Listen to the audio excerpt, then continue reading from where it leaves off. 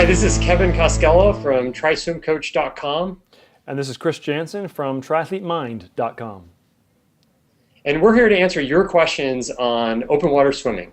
So the next question we have is from Julia Hollis. And she says her challenge is regaining sighting and breathing rhythm when she gets hit in the face with a wave. What do you do in that case, Kevin?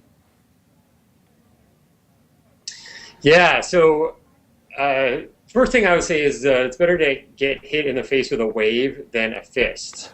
So so that doesn't change. That still doesn't change the challenge that she's facing. But yeah, if you get hit with a wave, that happens a lot. So it can be kind of shocking. And then a lot of times, what happens is you'll suck that water in, and you may even choke on it, or at least swallow it, and that's super annoying.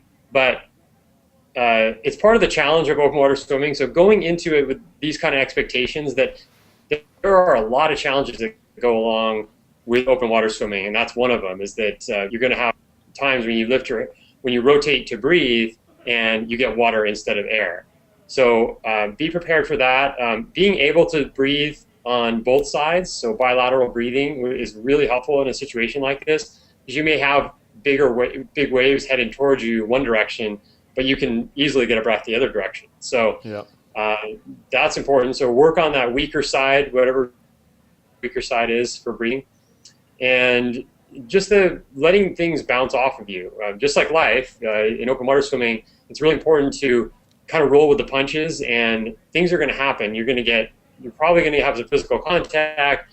There's going to be waves smashing into your face, and you just kind of have to that thing happen and then let it go in the past immediately and just move on to the next thing. Yeah, I think one of the challenges a lot of people create for themselves is when they do either get off course because they haven't been sighting as effectively as they'd like to, or they do get hit with the waves, is I think sometimes people try too hard to get back on track. And so what happens is they end up swimming at a faster rate, really increasing their stroke rate or kicking harder.